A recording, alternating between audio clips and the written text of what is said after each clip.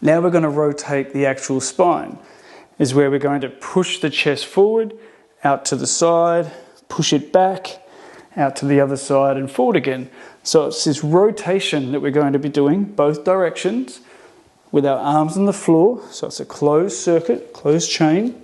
So think about moving with the chest. So sink the chest down, push it out to the left, push the chest up towards the ceiling, out to the right and down again. And just basically trying to connect those movements to make it more smoother.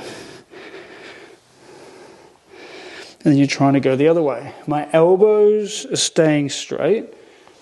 And I'll show you from forward, facing. Chest pushes down, out to the left, up, out to the right and down. Other cues you could think about is as that chest pushes down, and that left lat area pushes out, the spine, the back pushes up, out to the right with those lats and down again. And just reversing that as best you can. The hips, the pelvis just sort of follows whatever needs to occur, because this upper spine, this thoracic area, the rib cage area is what we're focusing on moving. Chest forward, out, back, out, forward. So there is that ability to do it without the hands on the ground. Having the hands on the ground gives that closed chain ability to move, which usually helps the spine be able to move further.